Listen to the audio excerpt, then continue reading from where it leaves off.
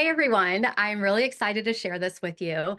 I wanted to go live on Instagram, but they have a new update where you have to have 1,000 followers to go live. And so I was just going to alternate between Facebook and Instagram, but the decision is made for me. I can just show up here whenever I do my lives now. Less thinking. I really love that. I have been super focused on the girls that are in the Fat Life.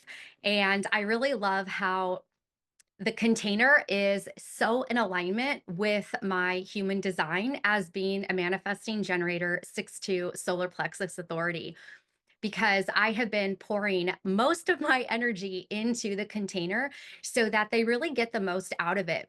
Because the Fat Life has been the culmination of my whole career, so 24 years, and then also about 14 years of inner work where I learned about inner child when I was first diagnosed with PTSD in 2010. And the way it was presented to me back then was that childhood experiences impact the adult's ability to handle stress. I was going to say stretch. And so I've been on this journey for a really long time, and because I had so many physical symptoms within my body because of repressed emotions, I had to keep going deeper and deeper into the unconscious. And for people like me who do have, well, I had, who have chronic conditions like chronic pain or fibromyalgia or inflammation or constant headaches, constant migraines, constant tension, always having a cold, always being susceptible to the flu. That is unconscious energy that is causing a disconnect between your brain and your body, like legitimately your nervous system connection to the body and how all of the organs operate, how they function.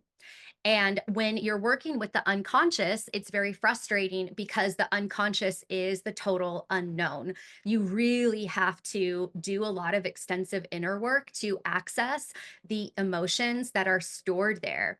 And so a lot of people will do pharmaceuticals, will do plant medicine, will do all the things, right? Like I've experimented with everything to try to figure out how to get healthy and how to get happy. And that was a really big, big point for me, especially when I had my gym. I had another T-shirt made that said "Strong and Happy."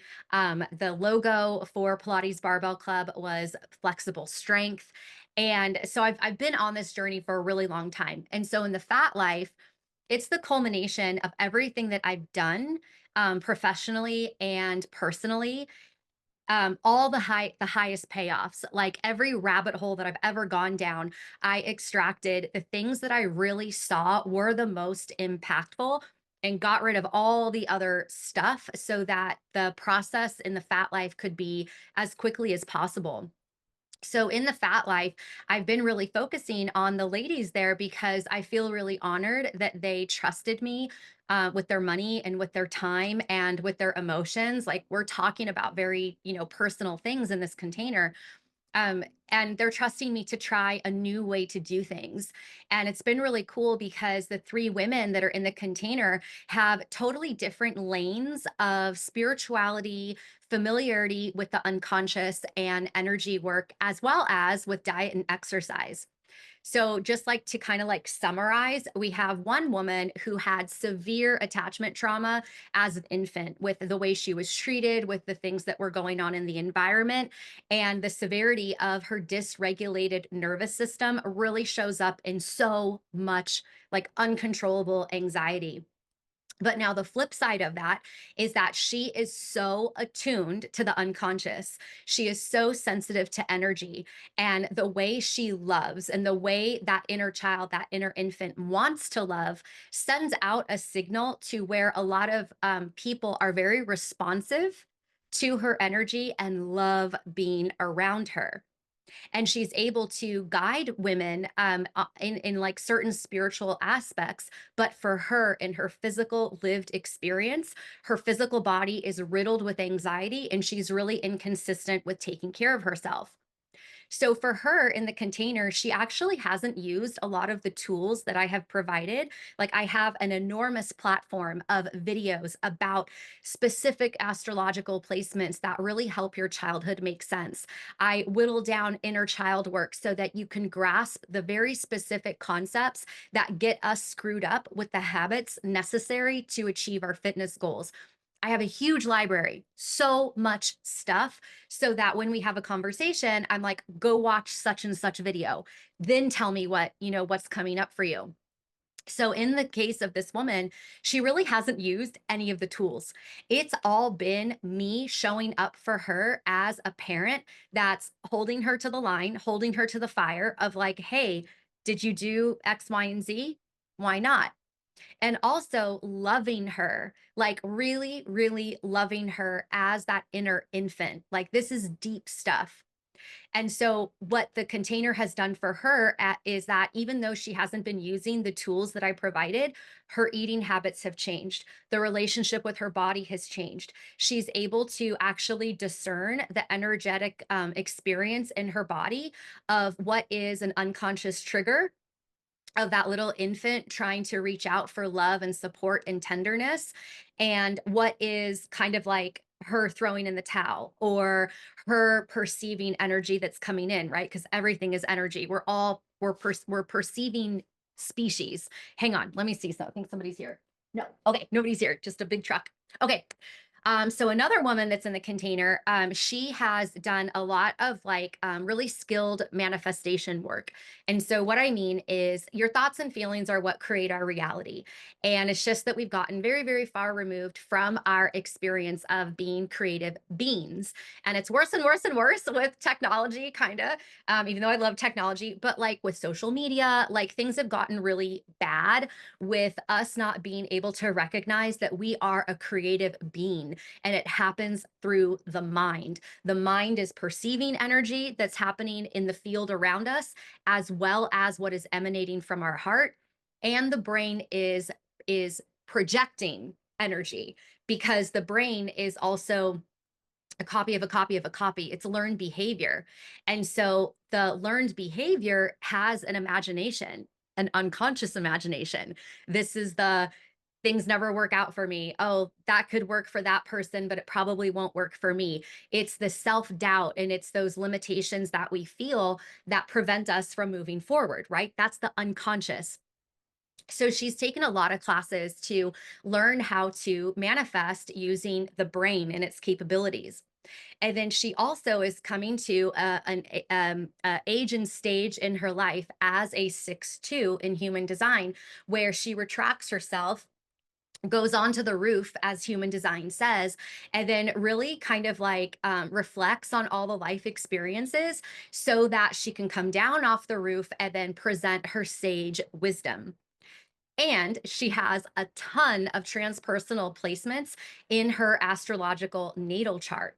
And so for her, she came to the container because she's like, how did you integrate astrology and human design into eating and exercise? That's what I'm here for. And that integration really helps us maneuver transpersonal placements. And that is a big thing with her, because when she did the inner child work, where I have like certain things at the beginning of the PHAT Life that you do meditations and you fill out a Google form that I have a spreadsheet. It makes a spreadsheet for me so that I know what is the suppressed memories from that guided meditation. So she went to do the child one, and she's like, I don't know what to tell you. Like, nothing's coming up. Nothing traumatizing is coming up. So then when I looked at her chart, I was like, well, that kind of makes sense, because you have a lot of transpersonal placements. So for you to do energy work in your unconscious, you're going to have to choose it even more than us, because you don't have anything from your childhood that you're looping on. You're really going to have to decide to do this stuff. And so that's been really incredible, because as she's looking at these very specific astrological placements are the placements that we really focus on. And then we also use the transpersonal planets, all the outer planets. Every single one of them that affect civilization, that affect culture, have all moved into air and fire signs, masculine energy, doing energy, the actual achievement energy. We're done with the illusion of being in feminine placements. And so now there's like a really big go time that we can evolve civilization. And so for me, being in my 40s, I think about all of those, the inspirational stuff that we grew up with in the 80s of being the change we wish to see in the world. The time is now. And how we change the world is by changing our relationship with ourself, with our body, and the world. And that's actually Jungian deep psychology. So that's been super fun for her, to be able to like kind of see the map of her energy, how there is no correlation to any childhood trauma for her to have unconscious blocks with eating and exercise, but it does make sense for the placements and how she has been getting activated energetically with where the transpersonal planets are moving. Because where they were in her natal chart, they're not there now, but they are affecting, they are aspecting certain parts of her natal chart.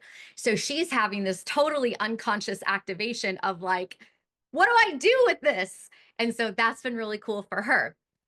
And she's been like integrating it into her exercise, of course. And so then the next one is, maybe I should expand on that a little bit more. Her lived experience is that she is doing her workout once a week. She has a lot of responsibilities. And so for her, she's working on just one workout a week so that she triggers the manifestation loop of aligning an action with a desired thought and feeling. And so we're really working on how do you build your manifestation skills through your eating and your exercise. And so that's what she's doing. And then also, she doesn't really want to think about food. I don't really want to think about food either. And she's been able to eat more boring food towards her goal without having as much resistance, so that there is more freedom when there is something fun, like an event to go to or something. Now, the last woman that I want to share with you is, she is a channeler. And so if you're not familiar with channeling, you could be a trance channeler where you completely remove your consciousness, where you could have your eyes open, your eyes closed, but you are not there. And when the channeling session is over, you actually have to be told about what came through, because you literally invited another entity, another frequency, another consciousness to communicate through you. And this is what happens with Esther Hicks, with Abraham. I don't know if she doesn't recall anything that she says, but she's in a trance state, even though she's moving around and it feels very much like it's Esther. There is another consciousness that is moving through her. And then there's also channelers who can just kind of intercept and like kind of focus, or just the information just pops in and you got to run with it and just trust that what's coming through is true. So she is not a trance channeler. She is more someone who consciously tunes in, gets herself into a certain state, and then is allowed to intercept different information. So she's very familiar with the unconscious side of things. And she is someone who believes that we are in a time of great change. And she's someone who believes that there are people who are attuned to this change and are doing the work to help humanity along. And so those people are called way showers. Those people are called light workers. And I definitely identify with that because of the perception that I have and how to integrate it into real life. So that's what she's like, okay? And she has been wanting to have a specific health experience in her body, and it has not come to pass. But when we look at her chart, we actually find out that she has a lot of karmic, transpersonal energy that is in alignment with the defilement of the feminine when the Abrahamic religions were created. And so this is always very alarming to people to hear that maybe the God of Judaism, Catholicism, and Islam is not actually the God, because those three religions argue about who is God, and then they justify mass murder and war because of their belief in their all-loving God. Like, make it make sense, people. So before these patriarchal gods were established, for at least 300,000 years of documented history, all the way down to the Stone Age, it was believed that God was a woman because it was a woman who gave birth to new life. So if you go through history, you're going to see all these little plastics. They're called plastics of the goddess, little stone carvings of tall, skinny women that represented the higher mind, big, voluptuous women who represented fertility. Sometimes there were plastics that had a huge penis with an erection, and it was symbolizing that we were self-generating, that the human could create, right? It's a top of a woman, the bottom of a male, representing that we as a species were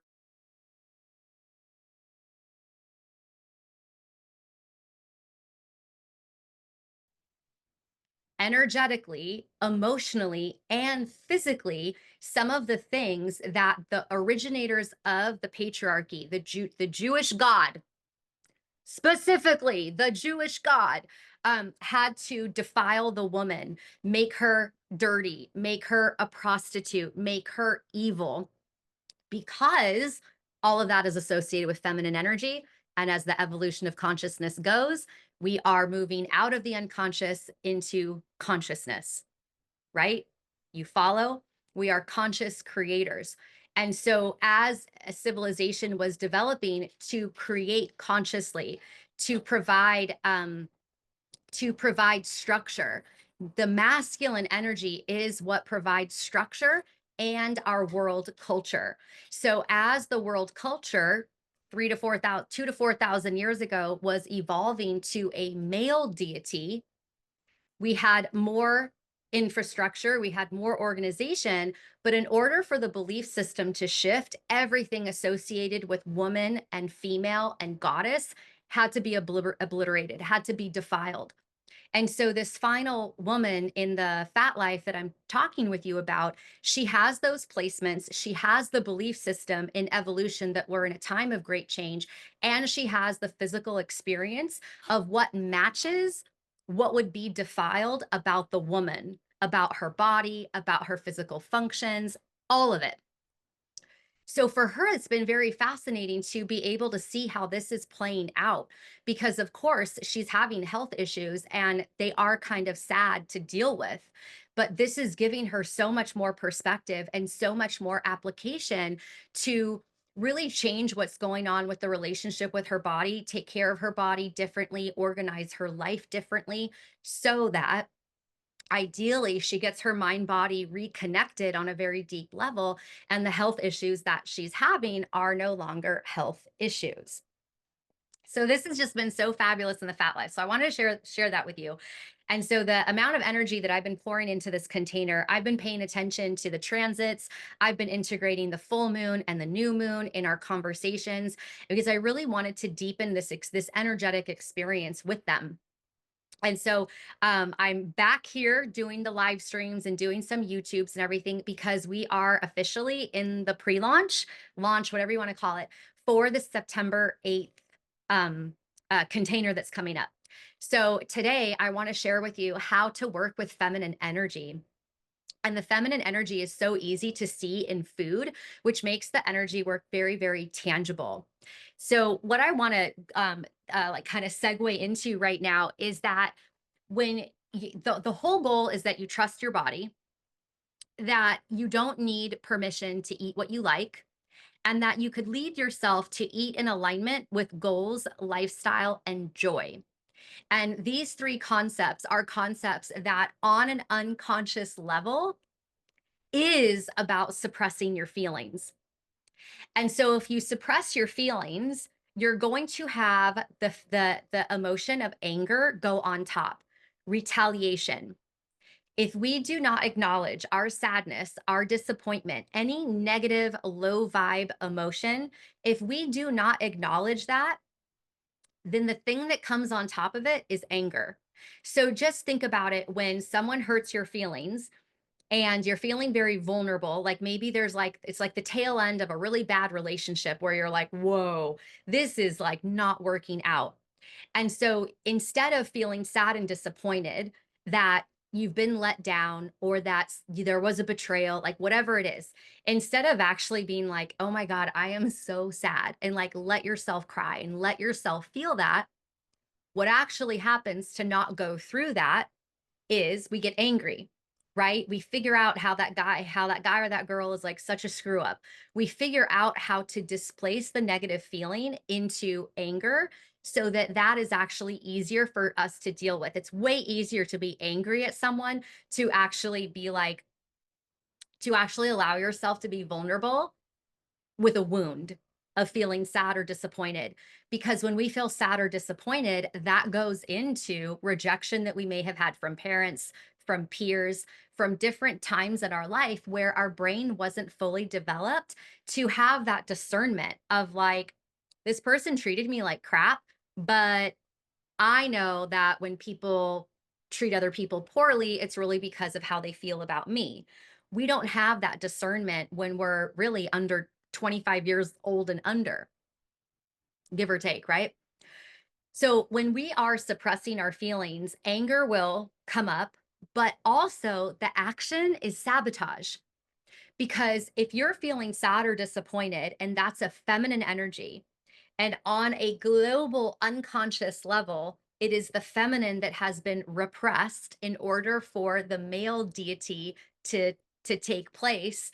And if you research this stuff, basically that Judaic God is like the foundation of our governmental systems, because our governments are not set up to support the people, right? I just saw this fabulous reel that somebody posted in their stories showing how Democrats were funding ICE from like 2002 to 2016 or something. And then now the Republicans are funding ICE. And it's like, wake up.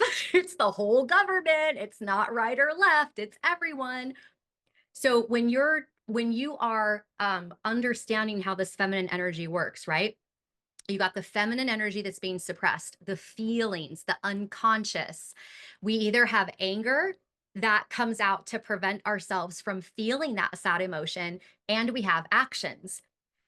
But when it comes to the body, the action is FUCK to authority, because it's the authority of the government, and it's the authority of way back when, 2 to 4,000 years ago, when the male energy system was in charge, where we weren't allowed to have the feminine feelings. Does that make sense? Drop some notes in the comments on YouTube or on Facebook or whatever, because I'd really love to know if this makes sense. So when we have these repressed emotions, that's when we sabotage against, quote unquote, the man, right? No marketing agency is going to tell me what I need to look like. Nobody's going to tell me that I'm too fat to be loved. We buck the diet culture. Diet culture. Culture, the masculine energy of authority, which isn't bad. We have to have our inner authority to make boundaries and make decisions for ourselves. But when you're looking at it as how things can get convoluted, how ignoring your feelings never turns out well, and we either have a response emotionally that's anger, generally when it's in real life with people or with work, or we have a response with our actions. And usually in our head, if you've been dieting for any amount of time and something makes you feel sad and disappointed, instead of actually be vulnerable, because if you actually feel sadness and disappointment, you have to deal with your worthiness. You have to actually look at yourself in the mirror and be like, did I deserve this? Is this level of sadness that I'm feeling a reflection of how unworthy I am, how unlovable I am, how not good enough I am? And to go through those emotions and then actually find a core memory, and then actually move past it and try to get an objective look at yourself and be like, is this true? Usually it's not. So it's much easier to ignore those feelings of sadness and disappointment, transfer it onto the thing that you're focused on, because you're focused on the diet because you have this dream body in your mind.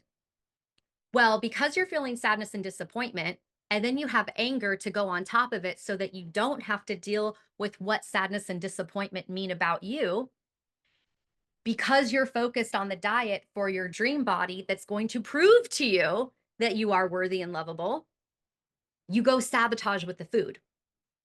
So that's when in your head, your brain, a copy of a copy of a copy, makes up something to say, you feel restricted, you feel judged, you feel the marketing agencies, the men, the beauty standards, screw all that. I'm going to stop dieting and eat everything because nobody should tell me that my worth is based on my body.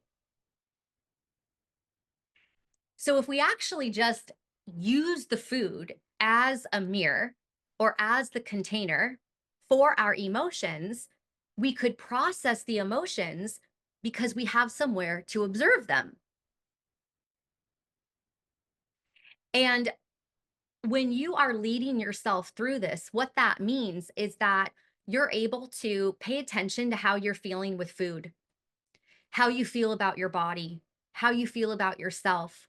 What are your outlets when you feel bad? How do you use food to soothe yourself? And how can you actually be the masculine generative principle to create what you want next? That's what the food process and the fat life is going to help you to do. And when you're able to do this, you're able to transfer from restriction and deprivation, which always leads to an indulgence, into having a balance because you've changed your perception.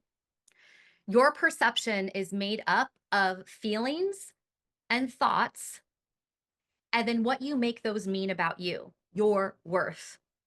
So then that's what goes into overachieving if you don't feel worthy enough. And it's what goes to not doing anything because you're going to fail anyway. So why would you even try? One of them is trying to prevent failure, where the other one is trying to avoid failure, but it's kind of the same, right? Like one of them is trying to guarantee success, and one of them is trying to avoid the feeling of failure.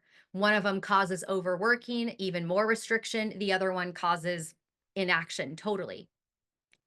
And so instead of having this battle in the food, with having these emotions, with looking at your friends who maybe can eat whatever they want and they never gain weight, like all of those stories that we have around food, if you're able to actually look at that as this is a representation of what's actually going on in my thoughts and feelings, and my perception of food is actually my identity.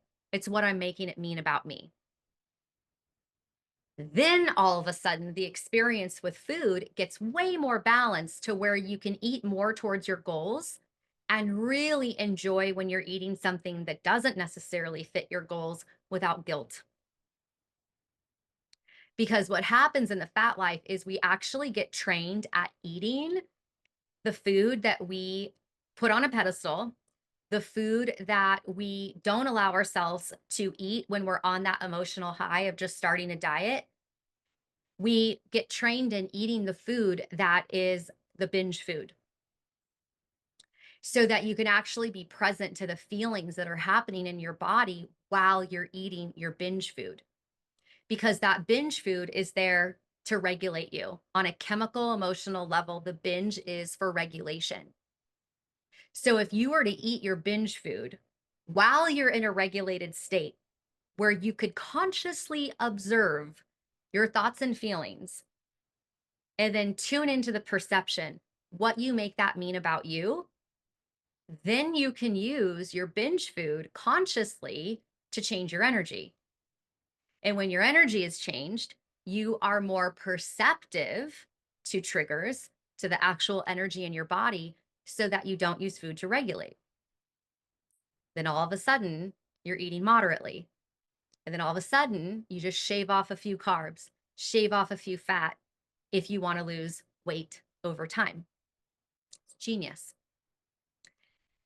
So I want to touch on 3 things that are at the bottom of the caption: the nervous system link between food and feminine flow, why tracking can deepen your intuition, not dull it, and how to alchemize your body into a match for your deepest desires. Okay, this is so good. I feel like this is a masterclass. Just take a little sip. Okay, I'm actually really glad that IG updated their systems because now I just have one camera to look at. I think it's way better. Okay, the nervous system link between food and feminine flow. So your feminine flow, this is the lean back energy. This is the reception energy. This is submissive energy, the surrender. That's what the feminine energy is. And um and so when you're relating it to the nervous system, especially with the attachment stages of 0 to 3, nervous system to nervous system, our baby nervous system is looking for a caregiver's nervous system to link up with, to synchronize with. So if the caregiver's nervous system is in a ventral state, is in the connected state, is in the social state where there's no threat, right? If you're not in social, you're in threat, because this reality for the most part has been eat or be eaten. So if you're not feeling social with someone, there is a bit of a threat, okay? So nervous system to nervous system, if our baby body does not have a regulated nervous system near us, our nervous system matches that nervous system, and now it's perceived as threat. Because if you are 3 years old or younger, if no one's taking care of you, you die. So the connection with the nervous system is also an emotional level. So if there isn't a connective social state going on, nervous system to nervous system, between infant and caretaker, that perception, even though it's kind of like emotional, still has the same threat component on the physiological level. So that's why the attachment trauma and attachment theory are so important and can be applied to anything that you're attached to, not just a relationship. Not that you're anxious, avoidant in romantic partnerships, but you're anxious and avoidant in anything that you set your mind to, that you want, that you think is going to fulfill something within you. So with the attachment trauma, now that you know that the nervous system is looking for a ventral nervous system, if there is physical separation and if there is emotional separation, it is still perceived as that primal threat of die to the baby nervous system. And then what happens is, because the baby brain is perceiving the physical experience as unsafe, it starts to wire itself in threat, in primal fear. And then depending on your astrology, your human design, your soul, the environment that you're living in, the culture, and the family unit within wherever your baby body is, that all is going to start programming that dysregulated body and brain to match the environment to survive. And so this is where we get this whole generational thing that we learned from our parents, from our grandparents, and we're going to be cycle breakers. It stops with me. And like why we have the gentle parenting movement, which also I think that there's like another counter movement to like parents talking about spanking their kids and moving away from the gentle parenting. So we'll see how that goes. The point is that your nervous system is always going to look for something external to regulate if it was dysregulated and trying to disassociate from the body and get away from the body's feelings of this unsafe environment. So a lot of people who have a lot of body issues, who aren't consistent exercising, who always have a low self-esteem because of their body, who have chronic health conditions, a lot of it is because they've actually experienced attachment trauma on a very formidable base, unconscious level of human development. And because the nervous system to nervous system stuff is also emotional, not just physical, that's where the feminine food relationship comes into. Because if you have a sense of connection, right? If your mind body is connected, you feel complete. Those are the euphoric states. That's the beginning of falling in love. And when you feel disconnected, because emotions are chemical and vibrational, you look for something on the outside to make you feel connected. So that's why the food, the chemicals in the food feel really good. That's why maybe you want to go drive out to the beach or drive up to the mountains, because vibrationally, that's going to change your emotions. Or somebody's feedback to you, validation. So when we do the nervous system, specifically brain and heart coherency breathing, hand on your heart, 5 seconds in, 5 seconds out.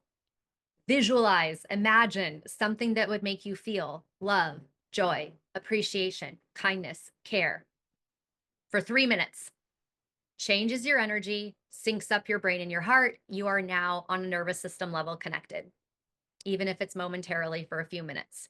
But that's the work. When you are connected, you can perceive your emotions. You're not running from them. So then the relationship with food is able to change. Next up, we got 2 more. Why tracking can deepen your intuition, not dull it.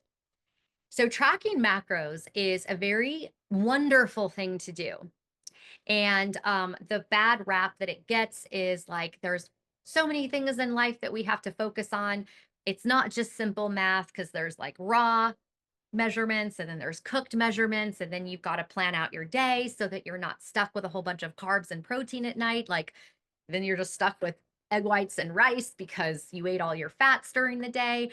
Like there's all these things that people say are bad about tracking macros. And there's like parts of me that like believe that, especially because just now I just don't want to think about food. Like I really want to help evolve, what's going on with the planets. Like we're just in such an incredible time. Like I'd rather focus there. But one of the things that I realized with the tracking macros is that when I was tracking macros very, very, very, very meticulously, and I even have videos where I show how to cook in bulk, how to measure in bulk, like all the math is done for you. Like I had it down. Like I was thorough with it. But then I was starting to get tired, and I was starting to get irritated that I had such a small eating list, because I was also staying within the confines of my anti-inflammatory diet that I was on. And so in order to be low enough calorie to burn fat without most fruits and vegetables, because those things were all irritating my stomach, my stuff of low calorie fill my stomach up was onion, mushroom, bell peppers, and squash. And for my complex carbs, I would have corn tortillas, potato, and rice. So I got really bored. And melon, I ate a lot of melon. Like my snack for like almost every afternoon was like a bunch of melon, a whey protein meal replacement of just whey protein, and like 2 of the low fat cow cheeses that are in that little triangle shape. And so it got really boring and I got really irritated. And I was like, when I would eat out, like, because I could eat out, like I could, get a burger and, deconstruct it, have the cheese, the protein, the whatever. So then I would deconstruct my whole meal, weigh it, so that then I could know that I was staying within the confines of my amount of calories and protein, fat, and carbs. Well, when I was feeling irritated about it, I was like, wait a minute, like there are women all over the world that love to macro track, because they feel a sense of freedom knowing that I have this many carbs, this many fat, this many protein, and I can eat whatever I want within those ranges. So when I realized that women liked it, I was like, okay, so frustration with tracking macros is actually just frustration within me.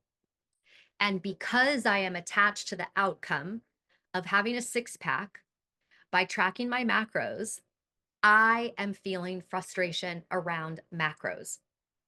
So then what I did is I took a look at my life and I was like, where else do I feel frustration? Where is the energy of frustration? And then I worked on those areas of my life so that I could alchemize the energy of frustration. Then when I went back to tracking the macros, I felt way better about it. And I was like, I'm a genius. You're onto something. So there's an aspect of allowing yourself to feel your emotions by purposely binging, where I am like, you guys, go buy all of your binge food, lay it out on the counter and eat it, and be aware of what you're thinking and feeling while you eat it.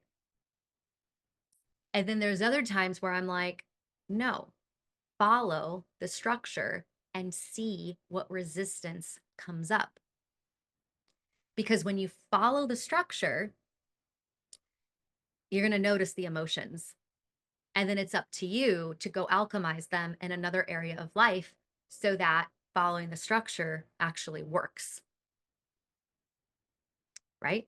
So that heightens your intuition because you're able to identify emotions that beforehand were on the unconscious level that cause the sabotage, cause the self-doubt, the low self-esteem, all that kind of stuff. So my last thing to share with you, how to alchemize your body into a match for your deepest desires. So I noticed that the fantasy of my dream body was the same fantasy emotions as my inner child. And I have this beautiful memory at my dad's parents' house on the lawn. And I remember doing cartwheels. I remember getting my picture taken, and I have a picture from that day. And I remember feeling like I have all these little magical creatures around me. And that feeling is the same feeling as my dream body. So I was like, well, isn't that interesting? Our little inner child who is trying to feel a sense of connection, who maybe has divorced homes, maybe has, adults around them that don't like each other, and you're kind of in between all of it. What if that fantasy emotion that we had when we were little was actually just like our high self, our soul, the gone right energy of our placements? And what if it's the same emotion of our dream body? How does that relate, and how does that make sense, and how is that helpful? So the more I played with that, the more I realized that the reason why we have the fantasy of the dream body is because we're looking for that nervous system connection. We're looking to feel a sense of wholeness within ourself. And from the Jungian, Carl Jung depth psychology perspective of the evolution of consciousness, of going from the matriarchy, which was instinct and communal living, where you really weren't an individual within the tribe. Women raised the babies. The man just inseminated and had no say. The man was off hunting. The man was like separated from the experience of raising children. And the evolutionary standpoint is, as this patriarchal God started to form, it was because the men were like, what the fuck? We like made a baby and we don't get any say in it. And they started to create their own, the men started to create their own little secret societies, right? And I thought about the Little Rascals where they have their clubhouse and it says no girls allowed. Well, that's thousands of years old, that concept. And the patriarchy is about individuation from the tribe, the achievement. But what we got from it is also capitalism and an eat or be eaten attitude, where why we have the issue with people who are the 1% who have all the money, because, well, like historically, what they did to get that money was not nice. So if we're looking at it from the evolutionary perspective, from Jungian depth psychology, this dream body is actually just the feeling of wholeness that we are self-generating, that we are creating our own culture, we are creating our own boundaries, we are creative beings, we're acting as a creative force.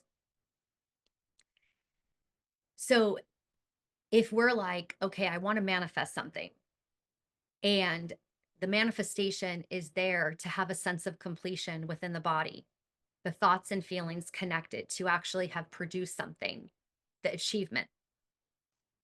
If that's what the the dream body is all about to give that to us on the internal level, then how do we actually create that internal feeling without having the dream body yet, without having the manifestation yet? Because it is that sense of connection within the brain, heart, and actions that then make you take aligned action to be the person of your wildest dreams, your desires. So every time I felt the fantasy of my dream body with a six-pack, every time I felt the fantasy of my inner child at my grandparents' house and how beautiful that memory is, and incorporating the laws of the universe, that meant that I could use food, you could use food to look at your feminine energy, whether it was embracing the binge food to actually get to your unconscious emotions, or whether it is to use the macro tracking as the masculine authoritative energy that inevitably the feminine unconscious energy is going to rebel against from the evolutionary standpoint of the defilement of the woman to have a male God belief system. And when we do this, then we're able to balance the unconscious and the conscious within ourselves. And then you become a match to your desires, because your desires will give you more and more of those feelings that are going to make you feel complete. So my relationships have changed. People have moved out of my life. Other people have moved into my life. My relationship with my body has changed. How I style my hair has changed. Like, everything about me has changed because of doing this work. And the change really feels like my whole life has changed, that I'm living in my dream life because of the emotional state that I have for the most part. So when we are using this food and the feminine energy, we're either using it to get to the unconscious with eating our binge foods, or we're using it to also get to the unconscious, but more of the emotions that are above the negative ones. Because if you're macro tracking, and if you go back to the beginning of this live stream, if we have sadness and disappointment, and then we have anger to cover it so that we don't have to deal with our self-image, with our identity that says that we're unworthy, unlovable, the anger that's on top of it that retaliates, that's what's going to show up very quickly with macro tracking. So then when you're doing macro tracking as with your mindset of like, this is where I'm going to hone the energy that wants to buck the system, my anger energy that is rebellious and sabotages my goals. If you do it that way, then you can work on what could be considered the masculine energy of the anger, of the doing, of the judgment, so that it is actually easier to get to that deeper unconscious that anger emotion is on top of. Does that make sense? So feminine energy, submission, surrender, being; masculine energy, authority, structure, culture. These themes are what go into us on the individual level and the collective level. And right now is just such a prime time to be doing this deep inner work because of the transpersonal planets moving. It's like the most extraordinary time to be alive. And if we focus on what the superpowers are doing, what the world culture is doing to try to maintain itself, if we keep looking at that, we're going to miss the opportunity that we have for our soul. And so it's absolutely incredible. And so, okay, we got to end this. I don't want to go too long. It's almost an hour. If you want help with this is the feminine energy component through food. We've got to do masculine energy with exercise. We'll do that on another live stream. But if this like really makes sense to you and you're like, this would give a deeper meaning to my eating and exercise, and the relationship with my body and just where we are in civilization. If this feels right for you, go to the wait list at laurensarcione.com, because the wait list, you're going to be first to know when you can sign up for round 2 that starts on September 8th. And you're going to get lots of goodies for being on the wait list, including $222 off of the PHAT Life container. See you later. Goodbye.